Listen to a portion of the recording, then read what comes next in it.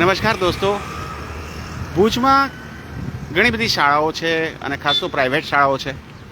આ એક નવી પ્રાઇવેટ શાળા ખુલી રહી છે ભુજમાં. એની ઠેર ઠેર જાહેરાતો લાગેલી છે.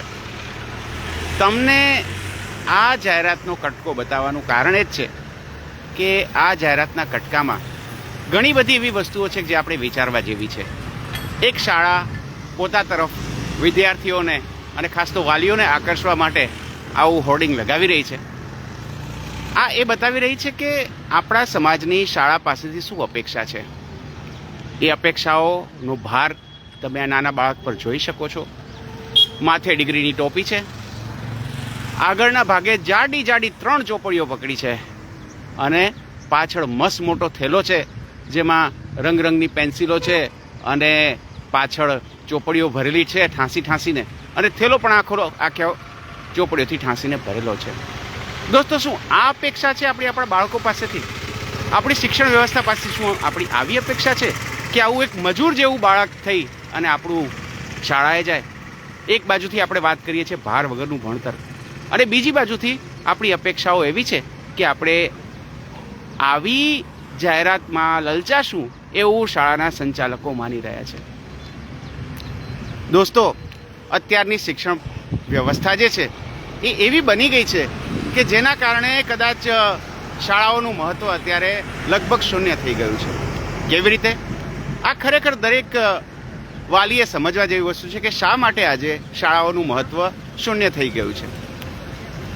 શાળાઓનું મહત્ત્વ શૂન્ય થવાનું સૌથી મોટું કારણ એ છે કે હવે દરેક બ્રાન્ચમાં એન્ટ્રન્સ એક્ઝામ આવી ગઈ છે, અને એના કારણે શું થાય છે તો કે શાળાનું ભણેલું, શાળાનું જે કંઈ પણ કરેલું છે, જે કંઈ પણ માર્ક્સ લાવેલા છે એ બધા જ નકામા બની જાય છે જ્યારે આપણે કોઈ પણ કોલેજમાં કે કોઈ પણ ખાસ પ્રકારના કોર્સમાં એન્ટ્રી લેવાની કોશિશ કરીએ છીએ. દાખલા તરીકે, જો કોઈએ બી ગ્રુપ રાખ્યું હોય અને એણે મેડિકલમાં જવું હોય તો એણે નીટ આપવી પડશે. અને નીટ આપવા માટેની શરતો શું છે? ખૂબ આકરી શરતો છે. પહેલી શરત એ છે કે તમારે 12મું પાસ કર્યું હોવું જોઈએ. એમાં કોઈ ખાસ પ્રકારના ગુણ લાવવાની જરૂરત નથી, માત્ર 12મું પાસ કર્યું હોય તો ચાલે, એવા નિયમ છે. મતલબ શું? તો કે નિશાળમાં જ તમે ગમે એમ કરી નીકળી જાઓ તો ચાલે, નિશાળનું કોઈ મહત્ત્વ નહીં. પણ બીજી જે શરતો છે શું છે તો કે તમારે નીટ પાસ કરવી પડે. હવે નીટ પાસ કરવાની શરતો શું છે? તો નીટ પાસ કરવાની સૌથી પહેલી શરત એ છે કે તમારી પાસે એક કોચિંગ હોવું જોઈએ કે જે તમને નીટ માટે અલગથી ક્લાસીસ કરાવી શકે. કોચિંગ હોવું જોઈએ મતલબ શું થયો? મતલબ એ થયો કે તમારા બાળક માટે તમારે ઘણા બધા પૈસા ભરી અને એને ટ્યુશન ક્લાસ કરાવવા પડે, ત્યારે એ બાળક નીટમાં પોતાનું પરફોર્મન્સ પૂરું આપી શકે. આ પૈસા ભરવા પડેનો મતલબ શું થયો? તો કે સીધો ભેદ ઊભો થઈ ગયો. શું ભેદ ઊભો થઈ ગયો? તો ગરીબ બાળક ક્યારે પણ આ કામ છે ન કરી શકે. ગરીબ બાળક છે એ ક્યારે પણ નીટ જેવી પરીક્ષા ના આપી શકે, કેમ કે એની પાસે કોચિંગના પૈસા જ નથી. તો ક્યાંથી એ નીટની પરીક્ષા આપવાનું છે? તો ડૉક્ટર કોણ બનવાનું છે? માત્ર પૈસાવાળાના છોકરાઓ બનવાના છે. હજી ત્યાં નથી અટકતી વાત. ગમે એમ કરીને તમે ધારો કે તમારા બાળકને નીટની પરીક્ષા અપાવી દીધી, તો પણ જ્યારે એ બાળક પરીક્ષા આપીને બહાર નીકળશે અને કદાચ એને સારા માર્ક્સ પણ આવશે, તો પણ એને ખબર પડશે કે મોટાભાગની મેડિકલ કોલેજ તો પ્રાઇવેટ છે.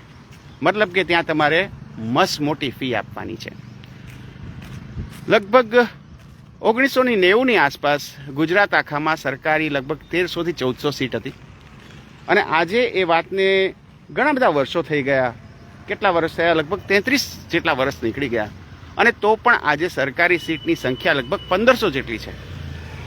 મતલબ શું? તો કે જો તમારે સરકારની ફ્રી સીટ જોતી હોય તો તમારા બાળકે નીટમાં બહુ બધો કોર્સ કરવો પડે, બહુ બધો સ્કોર કરવો પડે, અને તો જ તમારું બાળક મેડિકલમાં ફ્રી સીટમાં પ્રવેશ લઈ શકે. અગર તમારા બાળકને એનાથી ઓછા માર્ક્સ છે તો તમારે કેપિટેશન ફી આપવી પડશે, તમારે ડોનેશન આપવું પડશે, અને તમારે પ્રાઇવેટ કોલેજમાં તમારા બાળક માટે એડમિશન લેવું પડશે. અત્યારે આમ જુઓ તો ગુજરાતમાં લગભગ 6500 જેટલી મેડિકલની સીટો છે, પણ આ જે સીટો છે એ સીટોમાંથી આગળ કહ્યું એ પ્રમાણે લગભગ 5000 જેટલી સીટો તો પ્રાઇવેટ કોલેજની છે, એટલે કે એ માત્ર પૈસાથી ચાલે છે. તો અહીંયા પણ ડિસ્ક્રિમિનેશન એટલે કે ભેદભાવ ઊભો થઈ ગયો. શું ભેદભાવ ઊભો થઈ ગયો? તો કે પેટે પાટા બાંધી અને તમે બાળકને ટ્યુશન કરાવ્યું, અને બાળકે ટ્યુશનમાં સારા માર્ક લાવ્યું નીટની અંદર, એ પછી પણ તમારે પૈસાની વ્યવસ્થા રાખવાની છે. શેના માટે? તો કે તમારે સીટ તો મોટે ભાગે પ્રાઇવેટ કોલેજમાં જ મળવાની છે. તો દોસ્તો, એવી ને એવી રીતના કોમર્સના ફિલ્ડમાં છે, એવી ને એવી રીતના બીજા પણ જે ફિલ્ડ છે, લોનું ફિલ્ડ છે, એમાં પણ બધી એન્ટ્રન્સ એક્ઝામ્સ હોય છે સારા સારા ઇન્સ્ટિટ્યૂટમાં એડમિશન લેવા માટે. એ કારણે આજના દિવસે એવું બની ગયું છે કે શાળાનું જે મહત્ત્વ છે એ મહત્ત્વ ખૂબ ઘટી ગયું છે. અને એ કારણે આપણી જે આશાઓ છે આપણા બાળક પર એ ખૂબ વધી ગઈ છે. એના પર આપણે જે ભાર નાખવા માગીએ છીએ એ ખૂબ વધી ગયો છે. આપણી શિક્ષણ વ્યવસ્થા અત્યારે માત્ર પૈસાવાળાઓની શિક્ષણ વ્યવસ્થા બનીને ઊભી રહી ગઈ છે. જે પૈસાવાળા ટિપિકલી એક આવું સરસ ચીકું ચીકું છોકરું વિચારે છે પોતાના બાળકને કે જે આટલો બધો ભાર લઈને બિચારું હસતું ઊભું છે, આગળ 3 જાડીપાડી ચોપડીઓ છે, પાછળ આખો થેલો ભરેલો છે લેસનના સામાનથી અને પેન્સિલથી, અને તો પણ જગ્યા વધી છે તો પાછળ બીજી લેસનની ચોપડીઓ ઠાંસીને ભરવામાં આવી છે. તો આવું બાળક છે એ કદાચ આપણે વિચારીએ છીએ કે આજનું આપણું બાળક આવું થાય, જેથી આપણી આવી નિષ્ફળ શિક્ષણ વ્યવસ્થામાં એ સફળ થાય. તો દોસ્તો, શું તમે એવું માનો છો કે શિક્ષણ વ્યવસ્થા આવી હોવી જોઈએ? શું તમે એવું માનો છો કે આપણા સમાજમાં જન્મતા દરેક બાળકને આ પ્રકારની ભેદભાવપૂર્ણ શિક્ષણ વ્યવસ્થા મળવી જોઈએ? આ વિશેના તમારા વિચારો જરૂરથી કોમેન્ટ બોક્સમાં લખો. Thank you so much. Video જરૂરથી શેર કરજો, ખાસ તો વાલીઓ અને શિક્ષકો સાથે.